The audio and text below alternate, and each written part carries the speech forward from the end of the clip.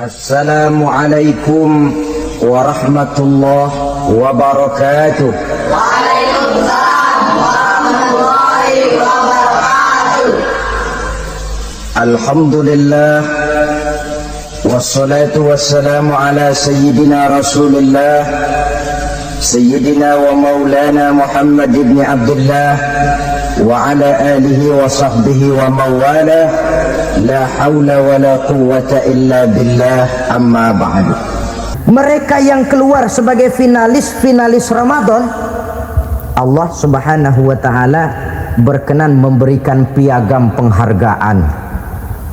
Di atas piagam itu tertulis dengan nyata, ghufira lahu ma taqaddama min zambihi. Pemegang piagam ini dinyatakan keluar sebagai finalis Ramadan, kepadanya diberikan penghargaan dengan jaminan ampun terhadap seluruh dosa yang pernah dia kerjakan, sehingga dia keluar Ramadan masuk 1 Syawal seperti bayi baru dilahirkan oleh ibunya, bersih tanpa dosa karena sudah dibersihkan oleh ibadah Ramadan, sehingga masuk Syawal dia rayakan Idul Fitri, dia pantas mengucapkan minal aidin wal faizin.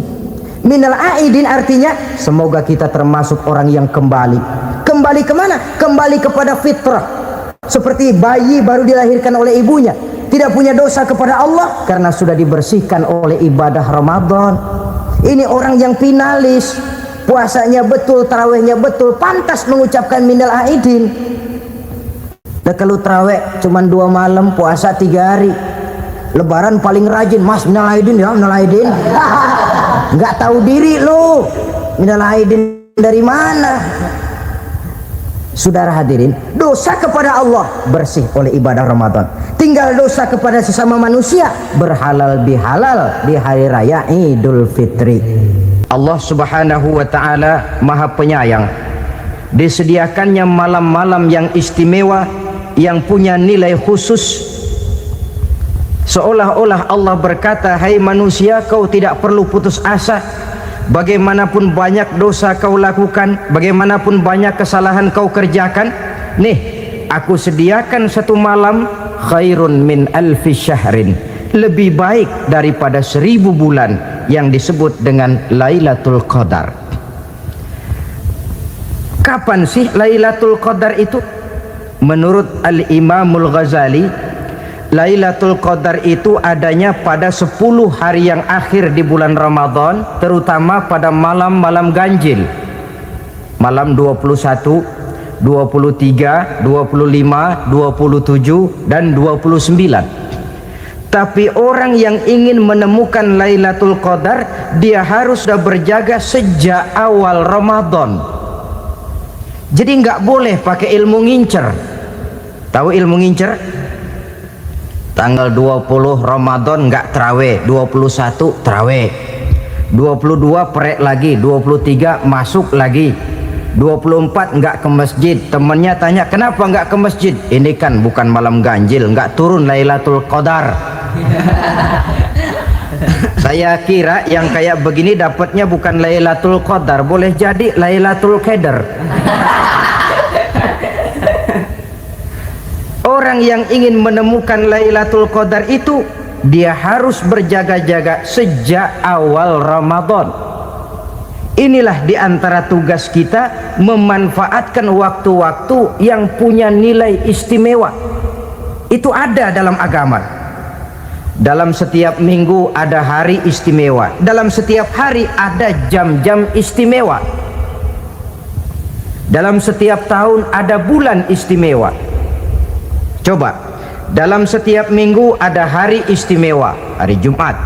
Dalam setiap hari ada jam-jam istimewa, sepertiga malam yang terakhir, antara jam 2 sampai menjelang fajar di kala subuh, itu saat-saat istimewa. Di samping saat istimewa, Allah pun menyediakan tempat-tempat yang istimewa. Solat di Masjidil Haram, pahalanya 100.000 kali ketimbang solat di masjid-masjid lain. Begitu di Masjid Nabawi misalnya, ini tempat yang istimewa. Lailatul Qadar waktu yang istimewa yang diberikan kepada kita untuk kita manfaatkan dengan sebaik-baiknya. Toh dalam kehidupan bernegara saja misalnya kan pada setiap tanggal 17 Agustus itu presiden memberikan grasi ampunan kepada para entah itu tahanan politik dan sebagainya. Ada yang mendapat potongan tahanan, waktu-waktu yang istimewa. Inilah sebab kedua kenapa Ramadan dinamakan Sayyidus Syuhur.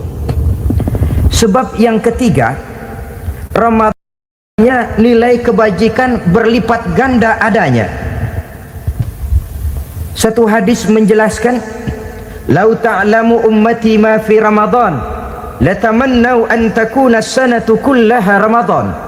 Andai kata umatku tahu keistimewaan apa yang ada di dalam bulan suci Ramadan, niscaya mereka ingin agar sepanjang tahun isinya Ramadan saja. Apa sebabnya? Li'annal hasanata fihi mujtami'atun. Di dalam bulan Ramadan itu berkumpul segala macam kebajikan. Wa ta'atu maqbulatun. Segala perbuatan taat diterima oleh Allah. Wa da'awati mustajabatun. Segala macam doa dan permohonan dikabulkan oleh Allah. Wa dzunuba maghfuratun. Dan segala macam dosa diampuni oleh Allah Subhanahu wa ta'ala. Berlipat gandanya nilai kebajikan yang kita kerjakan di bulan suci Ramadan. Itu sebabnya kata baginda Nabi, "Man fariha bidukhuli Ramadan, haramallahu jasadahu 'alan niran." Siapa orang yang gembira dengan datangnya bulan suci Ramadan, Allah haramkan badannya dari api neraka. Gembira menyambut Ramadan artinya bagaimana? Apa Ramadan datang terus bakar petasan? Bukan. Pukul beduk? Bukan. Apa gunanya pukul beduk kalau nggak puasa? Apa gunanya bakar mercon kalau tidak melaksanakan ibadah di bulan suci Ramadan? Gembira menyambut datangnya Ramadan dalam arti mempersiapkan diri untuk melaksanakan ibadah dengan sebaik-baiknya di bulan suci Ramadan ini. Ma'asyiral muslimin rahimakumullah. Dalam bulan suci Ramadan ada perintah melaksanakan ibadah puasa. Apa istimewanya ibadah puasa? Pertama, yang dipanggil untuk melaksanakan puasa itu iman. Ini panggilan istimewa. Allah menyatakan, "Ya ayyuhalladzina amanu kutiba alaikumusiyam." Hai orang-orang yang beriman, diwajibkan atas kamu berpuasa. Iman yang dipanggil untuk melaksanakan ibadah puasa. Contoh, satu hari di depan rumah kita lewat tukang pepaya, tukang duku, tukang duren. Kita panggil satu tukang pepaya, "Bang, pepaya, berhenti dulu sebentar." Kira-kira yang merasa tukang pepaya berhenti nggak? Berhenti. Ini tukang duku sama tukang duren berhenti nggak? Tidak. Tentu tidak berhenti karena tidak dipanggil. Ini Ramadan yang dipanggil orang-orang beriman. Hai orang-orang yang beriman, berhenti dulu sebentar. Berhenti apa? Berhenti makan di waktu siang, berhenti minum di waktu siang. Yang merasa beriman berhenti. Yang tidak beriman langsung. Biar Ramadan siang-siang makan jalan terus, ngerokok ngelepus terus. Kenapa? Tidak beriman, tidak merasa terpanggil oleh ayat tadi. Sekarang tukang pepaya lewat depan rumah, kita panggil, "Bang, pepaya, berhenti dulu." Dia dengar tapi nggak mau berhenti. Apa kita bilang? "Kang pepaya budak." Dipanggil nggak mau berhenti. Ini ada orang ngaku beriman kepada Allah, Ramadan dipanggil disuruh berhenti makan siang, nggak berhenti juga. Mukmin budak. Disuruh berhenti minum di waktu siang, nggak berhenti juga. Mukmin budak. Ini istimewanya puasa. Panggilan difokuskan kepada iman. Hai orang-orang yang beriman. Allah tidak bilang hai orang-orang yang sudah masuk Islam. Tidak. Ya ayyuhallazina aslamu. Tidak. Ya ayyuhalladzina amanu yang dipanggil. Hai orang-orang yang beriman. nilai nurani yang paling dalam itu yang dipanggil melaksanakan ibadah puasa. Lalu orang beriman yang bagaimana yang wajib puasa? Pertama, dia sudah balik. Yang kedua, berakal sehat. Yang ketiga, dia mampu berpuasa.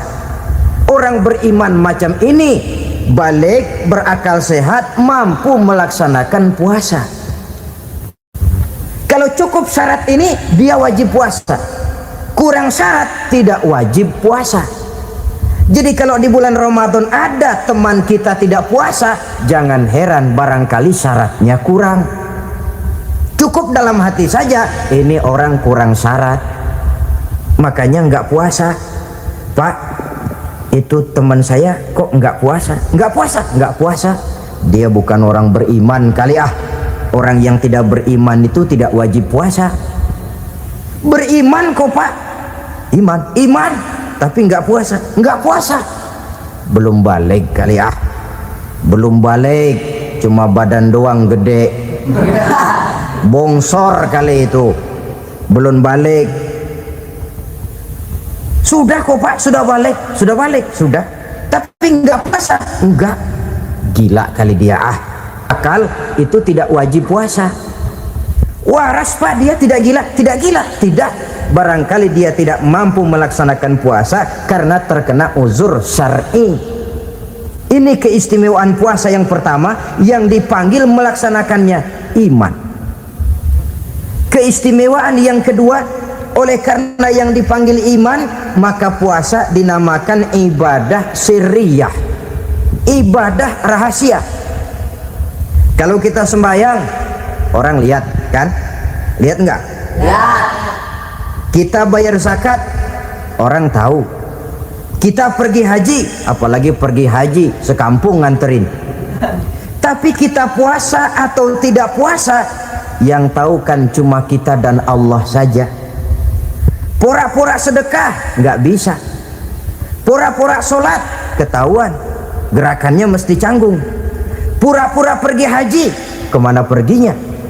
Tapi pura-pura puasa gampang.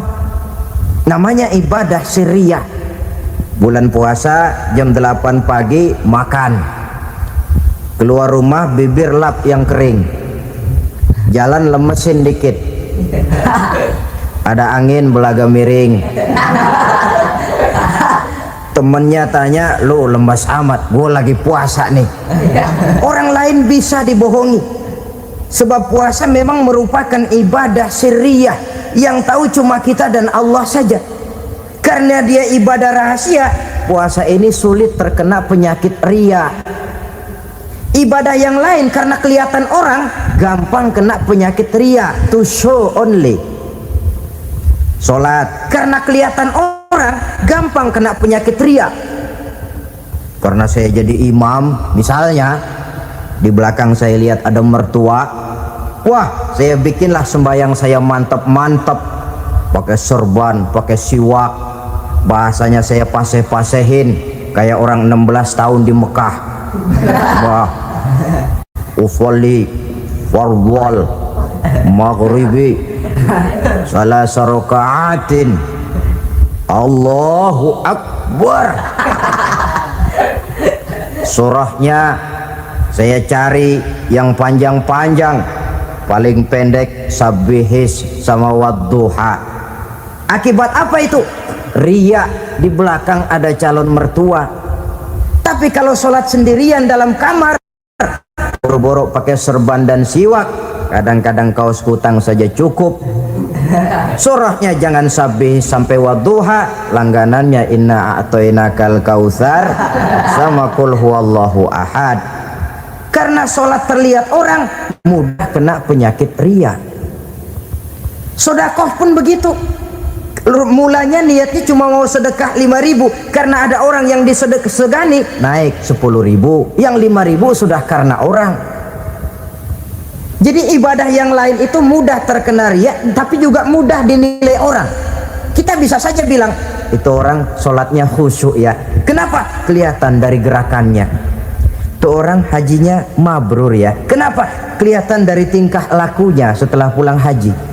Itu orang sedekahnya berani ya. Kenapa? Ketahuan dari jumlahnya. Ibadah yang lain bisa dinilai, tapi puasa nggak bisa dinilai. Tuh orang puasanya mantap bener ya, kenapa? Beludah melulu. Itu bukan ukuran. Itulah sebabnya dia dinamakan ibadah sirriyah, ibadah yang abstrak, yang tahu cuma si pelaksana dan Allah saja. Ini keistimewaan puasa yang kedua. Yang ketiga, saudara-saudara, kalau ibadah-ibadah yang lain, ganjaran pahalanya itu dijelaskan oleh Allah. Sedekah kalau ikhlas pahalanya begini, haji kalau mabrur pahalanya ini, sembahyang berjamaah pahalanya ini. Untuk puasa tidak. Puasa Allah cuma bilang as-siyamu li wa ana ajzi bihi. Puasa adalah untukku, aku yang akan membalasnya. Berapa besar balasannya tidak dijelaskan oleh Allah. Apa artinya ini? Kalau saudara kerja, mandor bilang, sampean kerja sama saya, gaji satu hari 5.000. Ketahuan kan, sehari 5.000. Kita bisa kong kali kong, ada mandor rajin, nggak ada mandor kendor, pokoknya sehari 5.000. Tapi kalau mandor cuma bilang, kau kerja sama aku, gajimu nanti aku yang atur, tidak dijelaskan, nanti aku yang atur. Ini kan mestinya kita kerja hati-hati. Sebab apa? Mungkin gaji kita lebih besar dari jumlah 5.000 kalau kerjaan memuaskan. Mungkin tidak digaji sama sekali kalau kerjaan berantakan. Tidak dijelaskannya pahala puasa menjadi sugesti bagi kita untuk melaksanakan ibadah ini dengan sebaik-baiknya. Mungkin gaji sangat besar, mungkin tidak digaji sama sekali. Sebab kata Nabi, kam min shaimin laisa lahu min siyamihi illa al-ju' wal 'ajz. Berapa banyak orang puasa, dia tidak memperoleh apa-apa dari puasanya kecuali lapar dan haus saja. Puasa sah, kewajiban gugur, nilai 0. Tidak dapat apa-apa kecuali lapar dan haus. Jadi inilah keistimewaan daripada ibadah puasa. Saudara hadirin yang saya hormati, kemudian apa sih perlunya kita melaksanakan ibadah puasa ini? Pertama, kita perlu melaksanakan ibadah puasa agar dalam hidup ini kita bisa mengendalikan hawa nafsu. Perut besar, tempat bersarangnya energi yang melahirkan gerak dan merupakan kendaraan utama daripada iblis. Mudah menimbulkan rangsangan yang namanya syahwat. Kalau itu kita kendalikan, maka langkah hidup ini akan menjadi lurus karenanya. Benar kalau Nabi menyatakan, iza jaa Ramadan futihat abwabus sama wa ghulliqat abwabun nar wa sufsidatis sayatin. Apabila datang bulan suci Ramadan, dibuka pintu langit, dibuka pintu surga, ditutup pintu neraka, dan diikat setan-setan itu. Siapa yang ngikat setan? Puasa kita. Dengan puasa kita mengendalikan nafsu. Kalau nafsu kita kendalikan, setan nggak berkutik. Jadi yang mengendalikan nafsu itu nilai puasa. Nafsu terkendali, setan terikat. Kalau puasa, kalau nggak puasa, setannya ngebludak. Jadi jangan digambarkan, wah kalau bulan puasa setan dirantai. Rantainya kayak apa? Yang rantai siapa? Arti setan diikat di sini ialah nafsu dikendalikan. Dengan apa? Mengatur makan dan minum. Puasa kan sebenarnya logikanya mengatur perpindahan waktu makan dan minum saja. Apabila perut besar ini teratur demikian rupa, syahwat tidak menggelegak, dia terkendali. Dengan hidup pandai mengendalikan nafsu, iblis tidak berdaya dan tidak berkutik. Ma'asyiral muslimin rahimakumullah, Nabi bersabda, la yu'minu ahadukum hatta takuna hawahu taba'an lima ji'tu bih. Belum sempurna iman kamu kalau nafsumu belum ikut apa yang aku bawa. Yang dibawa Nabi tidak lain daripada syariat, termasuk di dalamnya pelaksanaan ibadah puasa. Karena itu saya pesan kepada seluruhnya, jangan kalau puasa kayak orang ngancem. Siang bisa mengendalikan nafsu, tapi begitu maghrib berbunyi, nafsu sudah tidak terkendalikan lagi. Itu namanya puasa orang ngancem. Kayaknya biarin siang gua tahan, ntar lo maghrib. Begitu maghrib berbunyi, sudah macam bendungan pecah. Semua isi meja pindah ke perut. Akhirnya kalau siang dia setengah mati kelaparan, habis buka setengah mati kekenyangan. Dua-duanya jelek. Kalau sudah kekenyangan, yang enak kan ngukur balik, tidur. Maghrib lewat, isya out, traweh boten. Temennya nyamper ke masjid yuk traweh duluan deh, gua kenyang bener nih. Kenyang. Berbuka itu yang bagus pakai etik ya, etika buka itu. Maghrib berbunyi, cukup seteguk air, 3 butir korma atau sepotong kue. Sholat maghrib. Selesai sholat maghrib, masuk ronde kedua. Waktunya agak panjang, makan ala qadarnya. Selesai makan, berangkat ke masjid, isya tarawih. Pulang tarawih, masuk ronde ketiga. Waktunya panjang, mau habis-habisan juga nggak apa-apa. Tapi kalau begitu maghrib berbunyi langsung dipukul 1 ronde, kita yang rubuh. Kekenyangan. Waktu siang dia sanggup mengendalikan nafsu, tapi begitu maghrib berbunyi, nafsu sudah tidak terkendali lagi. Asar pengaruh puasa tidak akan membekas dalam jiwanya. Siang jelas puasa, nggak boleh ngerokok. Begitu maghrib sampai imsak kayak lokomotif, kelebul nggak berhenti. Tidak lagi sanggup mengendalikan diri, mumpung boleh katanya. Sampai pernah kejadian ada orang bangun sahur kesiangan, bingung dia waktunya tinggal dikit. Mau sahur dulu nggak keburu ngerokok, mau ngerokok dulu takut nggak keburu sahur. Akhirnya bareng, sebelah nyuap nasi, sebelah ngerokok.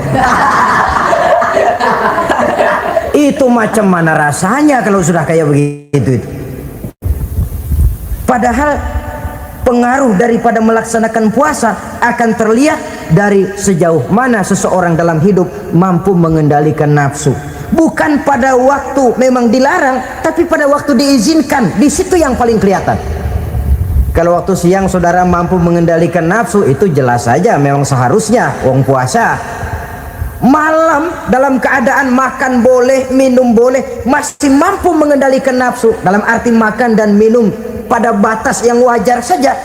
Itulah yang dikehendaki dari melaksanakan ibadah puasa, sehingga ibadah itu membekas dan ikut membentuk kepribadian orang. Sekali lagi, jangan cuma waktu siang saja bisa mengendalikan nafsu. Di waktu malam pun dalam kondisi yang memang dihalalkan, kita juga hendaknya mampu mengendalikan nafsu. Jadi inilah perlunya puasa yang pertama, supaya kita bisa mengendalikan nafsu. Yang kedua, puasa itu melatih kita hidup sederhana. Orang sufi mengajarkan, orang yang paling kaya ini sebenarnya orang yang hidupnya paling cukup. Sedangkan orang miskin adalah orang yang kebutuhannya kelewat banyak.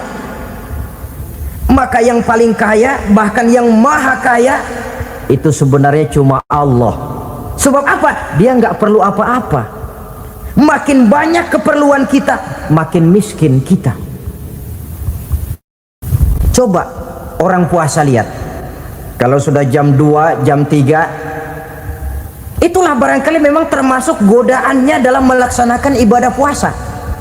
Kalau jam 1 siang, jam 2 siang, jangankan makanan enak, nangka busuk kita lihat legit. Barangkali cobaan di dalam melaksanakan ibadah puasa. Tapi kalau sudah maghrib berbunyi, berbuka kita kena seteguk air, sepotong roti, 3 butir korma, kenyang rasanya. Kemana keinginan yang tadi begitu menggebu-gebu? Oh, bisikan nafsu rupanya itu. Makin dalam kita merenung, makin sampai kita kepada bentuk kesederhanaan di dalam hidup ini.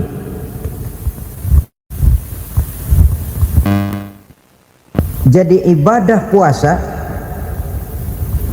membentuk pribadi seorang muslim untuk jauh daripada sifat tamak bin rakus alias rakah. Tamak itu berasal dari kalimat toma dalam bahasa Arab yang sifatnya sudah terukir dari hurufnya. Huruf to, tengahnya bolong. Huruf mim, tengahnya bolong. Huruf ain, mulutnya mangap, perutnya gede. Jadi orang tamak macam itulah. Apapun yang diberikan Allah tidak pernah ada cukupnya dan tidak pernah ada syukurnya. Sehingga Nabi menjelaskan, lau anna libni adam wadiyani min zahabin labtagha lahuma thalisan wa la yamla'u jawfa ibna adam illa turab. Andai kata manusia mempunyai 2 buah ladang yang seluruhnya emas, tidak usah kepalang tanggung, ladang emas, 2 ladang semuanya ladang emas, dia tidak akan puas, dia akan mencari lagi ladang yang ketiga. Wala yamla'u jawfa ibna adam illa turab. Mulut manusia ini memang tidak akan pernah penuh kecuali kalau sudah diisi dengan tanah. Kapan diisi dengan tanah? Kalau sudah menghadap ke arah kiblat di liang lahat, nah itu baru mulut udah nggak ngerawil, diam, tenang, kalem, diisi dengan tanah. Dengan demikian kita lihat bahwa puasa makin kita hayati, makin dekat kita kepada kesederhanaan di dalam kehidupan ini. Islam tidak melarang orang untuk kaya, untuk punya harta. Yang dilarang ialah sifat rakus, serakah dan tamak.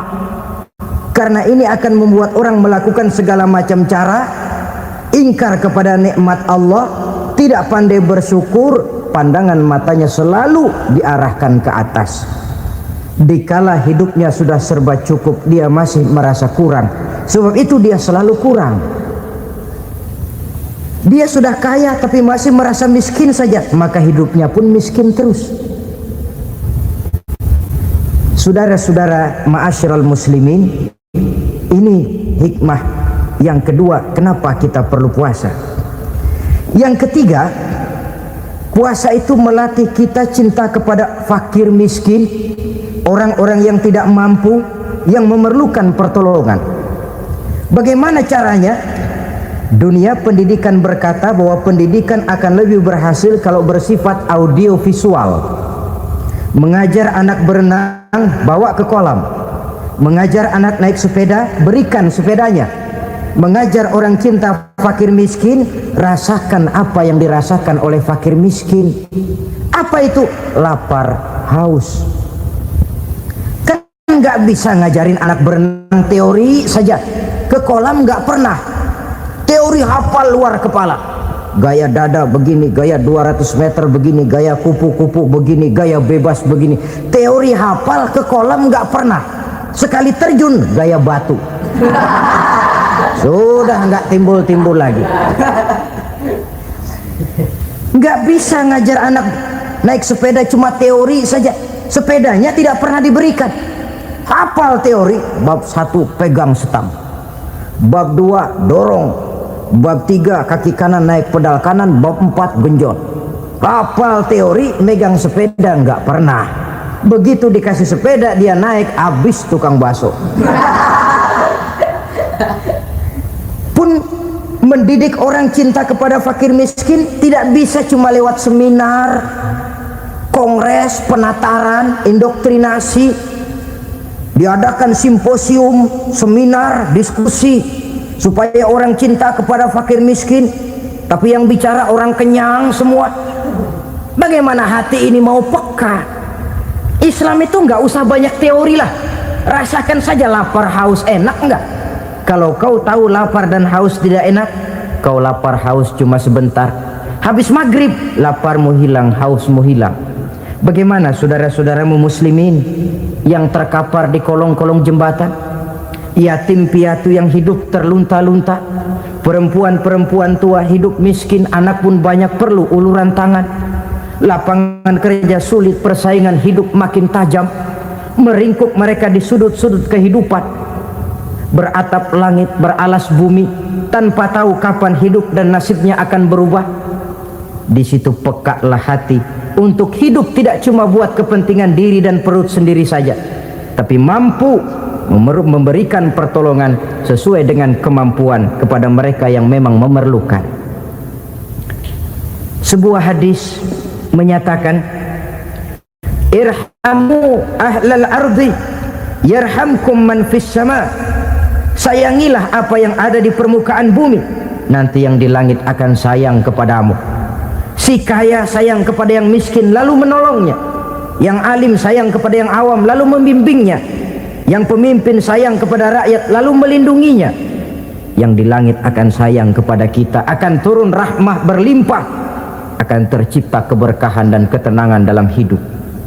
Tapi kalau sebaliknya, yang kaya malah nyantap yang miskin, yang pemimpin malah menggilas yang rakyat, yang alim malah membodoh-bodohi orang yang memang sudah bodoh, akan terwujudlah malapetaka. Bukan rahmah yang turun dari langit, tapi azab akan menimpa kita semua. Orang yang menghayati lapar, menghayati haus, akan timbul kepekaan sosial. Hidup tidak cuma untuk diri sendiri saja, tapi mampu melihat lingkungannya. Yang keempat, kita perlu puasa untuk menumbuh sifat jujur dan disiplin. Coba lihat, kalau tengah hari bulan puasa, andai kata saudara masuk ke dalam kamar seorang diri, saudara kunci dari luar, lalu saudara makan, tidak seorang pun tahu. Tapi kenapa itu tidak kita lakukan? Ada semacam perasaan malu, malu kepada Allah. Iya, orang lain tidak tahu, iya manusia bisa saya bohongi, tapi Allah. Atau umpamanya waktu sholat zuhur, saudara sholat zuhur di masjid, umpama ketika ngambil air wudhu, giliran ke kemur saudara korupsi dikit aja, telan. Jangankan orang lain, teman wudhu sebelah pun tidak tahu itu. Tapi kenapa tidak mau kita lakukan? Rasa malu kepada Allah. Di sini sumber nilai timbulnya kejujuran dan disiplin. Bukan berupa undang-undang mati yang dipaksakan dari luar, tapi timbul dari dalam jiwa dan nurani kita sendiri. Sikap jujur dan disiplin. Yang terakhir, kita perlu puasa untuk memelihara kesehatan. Kata Nabi, sumu tasihhu, berpuasalah kamu, badanmu akan sehat. Sebab apa? Saya katakan tadi, semua energi dihasilkan dari perut besar sini.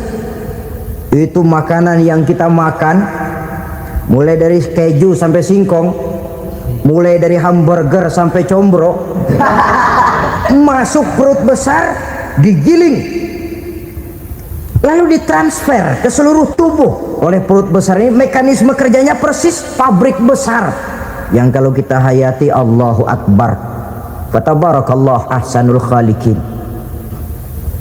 Ini tangan supaya kuat kerja perlu vitamin apa? Kirim ke tangan. Mata supaya awas perlu vitamin apa? Kirim ke mata.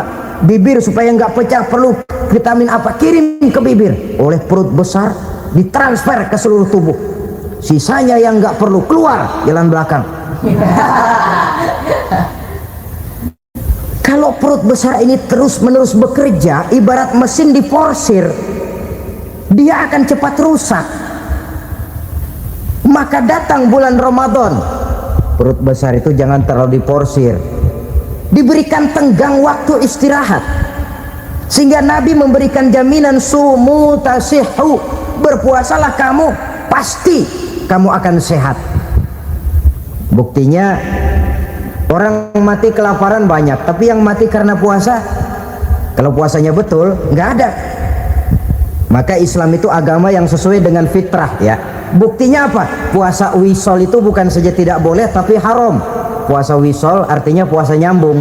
Dari pagi sampai maghrib sampai malam sampai besok pagi lagi terus-terusan puasa, haram. Karena itu bertentangan dengan fitrah. Islam tidak, cukup dari waktu imsak sampai datang waktu maghrib. Kenapa? Menurut perhitungan itu sesuai dengan daya kemampuan maksimal manusia. Sudah diukur itu. Wong Allah yang bikin manusia kok. Jadi kalau Allah perintah puasa, itu sudah dalam kemampuan daya tampung dari kapasitas yang dimiliki manusia. Orang mati kelaparan banyak, yang mati karena puasa nggak ada. Belum pernah saya dengar ada warta berita, sari berita-berita penting dalam siaran ini, gara-gara bulan puasa orang Islam pada mati. Nggak ada. Yang mati kelaparan banyak, tapi yang mati karena puasa tidak ada. Nabi menjamin sumu tasihu. Berpuasalah kamu, pasti badanmu akan sehat.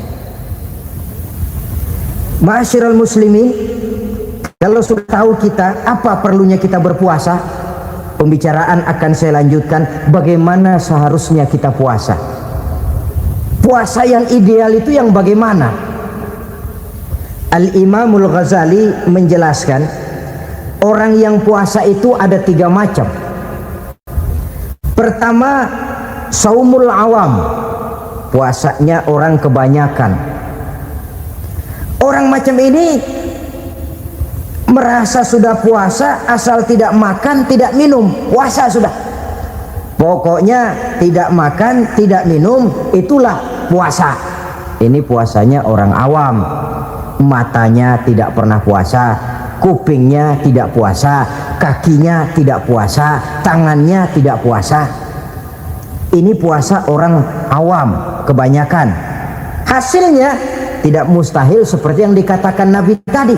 Berapa banyak orang puasa tidak mendapat apa-apa dari puasanya kecuali lapar dan haus. Puasa sah, kewajiban gugur, nilai 0. Kan rugi ibadah semacam itu. Sebab jangan lupa, yang membatalkan itu kan 2. Ada yang membatalkan pahala puasa, ada yang membatalkan puasa. Bedanya apa? Kalau puasa batal, pahala jelas batal. Tapi kalau pahala yang batal, puasanya mungkin sah, kewajibannya gugur, tapi pahala tidak ada. Kalau yang membatalkan puasa sih umumnya kita bisa jaga itu. Sebab apa? Masalahnya konkret, kelihatan. Apa yang membatalkan puasa? Misalnya makan dan minum yang disengaja walaupun sedikit, batal. Sedikit tapi sengaja tidak mengenyangkan, batal. Namanya pentol korek yang kecil itu, sengaja telan waktu puasa, batal. Kan sedikit pak, nggak kenyang kok. Sengaja itu yang bikin batal. Tapi kalau tidak sengaja seperti lupa, itu tidak batal. Misalnya hari pertama puasa, habis sembahyang subuh tidur, bangun jam 8, lupa kebiasaan, langsung aja nyerbu ke dapur. Dapat sepiring setengah, ingat, astagfirullah, lagi puasa, betul. Setelah ingat bagaimana? Yang masih ada di mulut keluarkan, berkemur, lanjutkan puasanya, sah. Perkara sepiring setengah yang udah kadang masuk bagaimana pak? Itu rezeki. Lawang orang lupa itu kan jenis yang ma'fu anhu, jenis yang dimaafkan. Makan dan minum yang disengaja walaupun sedikit, batal puasanya. Apalagi muntah yang disengaja, batal puasa itu. Ukuran sengaja kan kita tahu. Apalagi hilang akal seperti gila atau pingsan, batal puasa. Apalagi hubungan suami istri di waktu siang secara sengaja, batal. Kalau sengaja, kalau nggak sengaja, enggak. Namanya nggak sengaja. Umpamanya, saya nggak sengaja pak, tahu-tahu udah nyampe situ, gimana? Ya nggak batal, cuma begitu ingat, buru-buru selesai mandi, lanjutkan puasanya, sah. Jangan begitu ingat sih ingat pak, puasa cuman tanggung. Nah, ini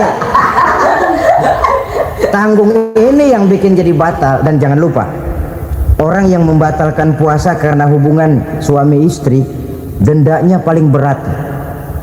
Seorang sahabat pernah lapor, halaktu ya Rasulullah, ya Rasul, celaka saya. Ma ahlakak, apa yang bikin kamu celaka? Saya lagi puasa Ramadan ya Rasulullah, saya nggak tahan. Lalu saya nyelonong sama istri saya, pengantin baru ini rupanya. Nyelonong bagaimana? Ya nyelonong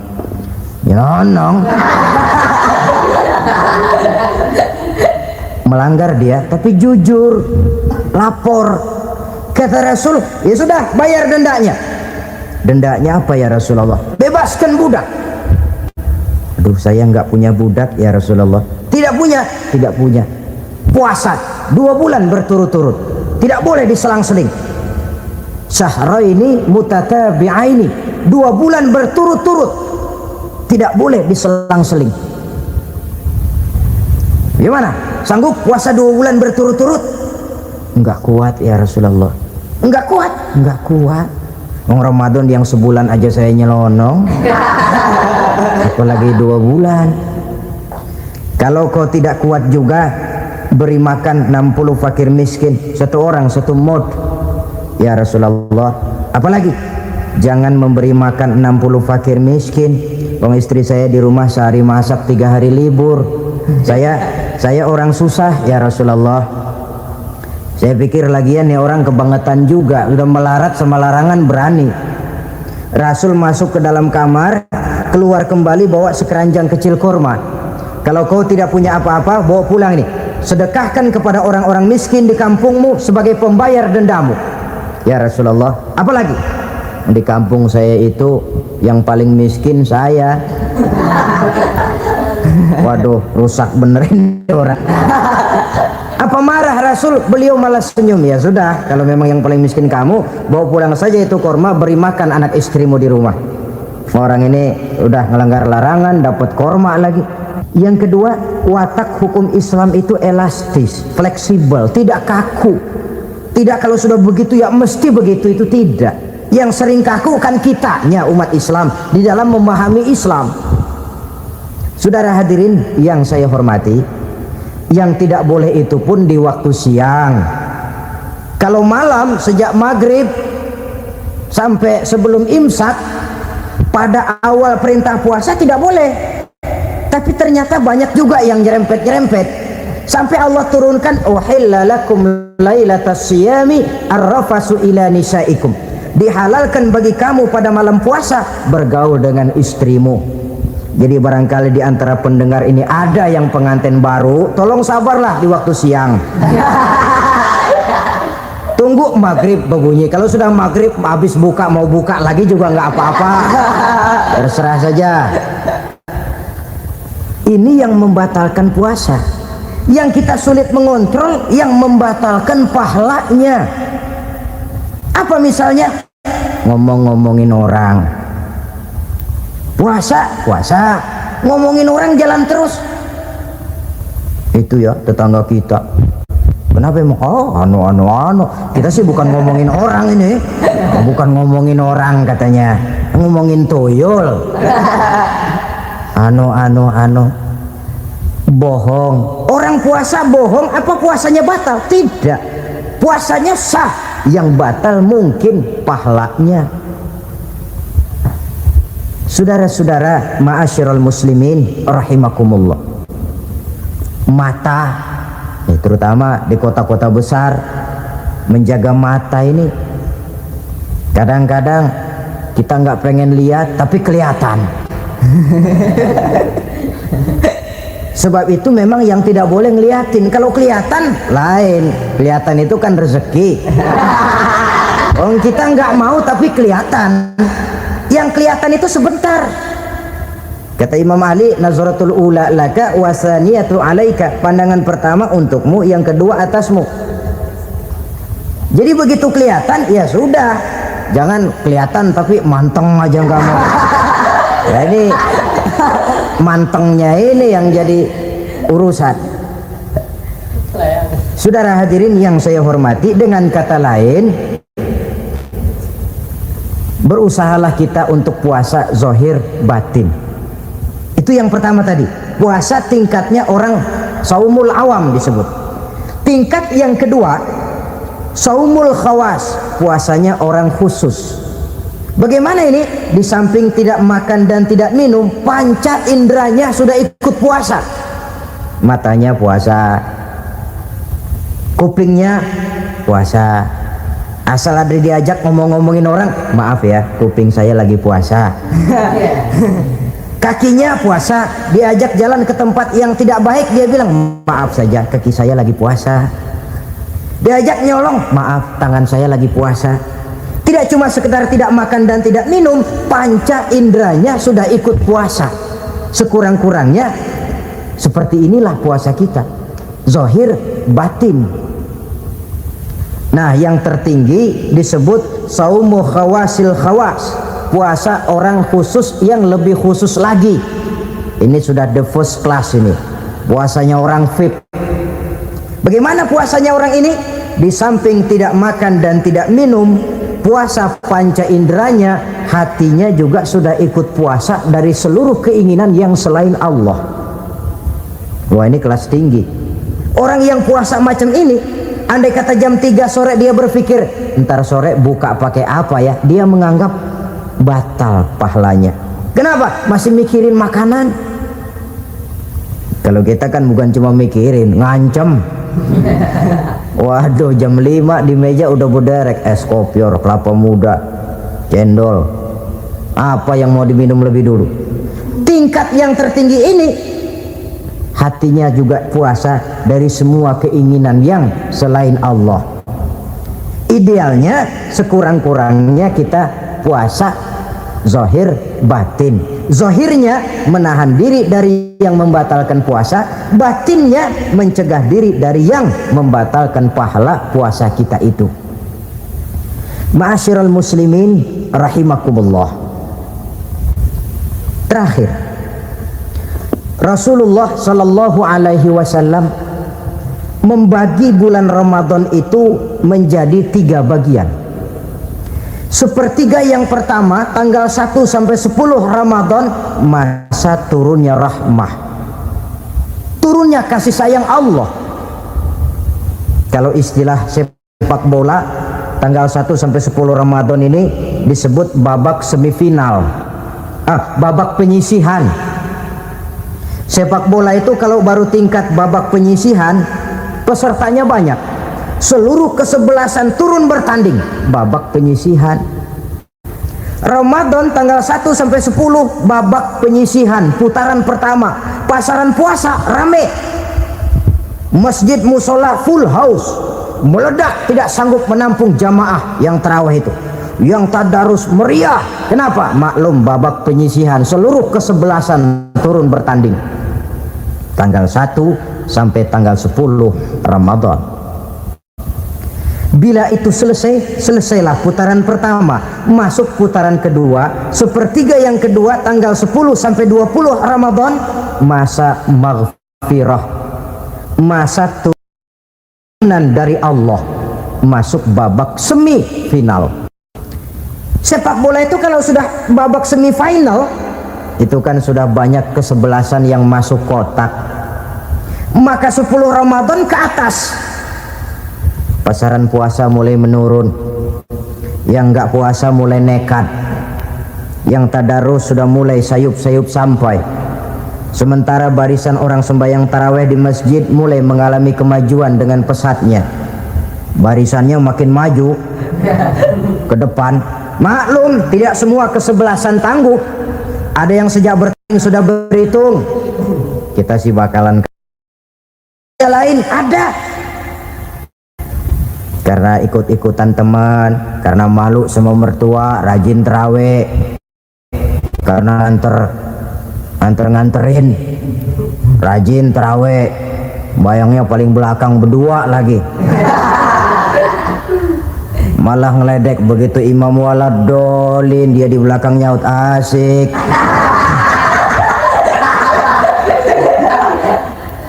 Yang kayak begini ini sudah nggak bakal tahan lama, akan gugur di babak semifinal. Puncaknya putaran terakhir tanggal 20 sampai akhir Ramadan, masa itkun minan nar, masa pembebasan dari api neraka, masuk babak final.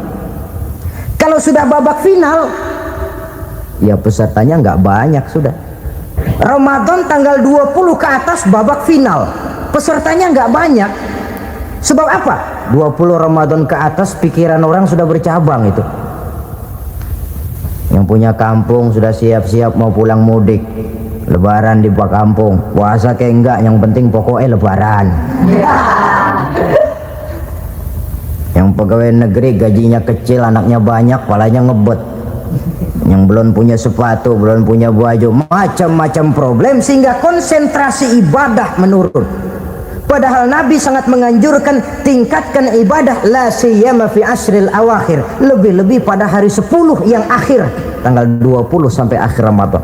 Di situ dianjurkan memperbanyak ibadah, i'tikaf, tarawih, tadarus Quran, bersedekah, amalan-amalan sunnah yang sangat dianjurkan di bulan suci Ramadan ini. Nah, mereka yang keluar sebagai finalis Ramadan, Allah Subhanahu wa ta'ala berkenan memberikan piagam penghargaan. Di atas piagam itu tertulis dengan nyata, ghufira lahu ma taqaddama min zambihi. Pemegang piagam ini dinyatakan keluar sebagai finalis Ramadan, kepadanya diberikan penghargaan dengan jaminan ampun terhadap seluruh dosa yang pernah dia kerjakan, sehingga dia keluar Ramadan masuk 1 Syawal seperti bayi baru dilahirkan oleh ibunya, bersih tanpa dosa karena sudah dibersihkan oleh ibadah Ramadan. Sehingga masuk Syawal dia rayakan Idul Fitri, dia pantas mengucapkan minal aidin wal faizin. Minal aidin artinya semoga kita termasuk orang yang kembali kemana? Kembali kepada fitrah, seperti bayi baru dilahirkan oleh ibunya, tidak punya dosa kepada Allah karena sudah dibersihkan oleh ibadah Ramadan. Ini orang yang finalis, puasanya betul, tarawihnya betul, pantas mengucapkan minal aidin. Dan kalau tarawih cuma 2 malam, puasa 3 hari, lebaran paling rajin, mas minal aidin ya, minal aidin. Nggak tahu diri lo, minal aidin dari mana? Saudara hadirin, dosa kepada Allah bersih oleh ibadah Ramadan. Tinggal dosa kepada sesama manusia berhalal bihalal di hari raya Idul Fitri.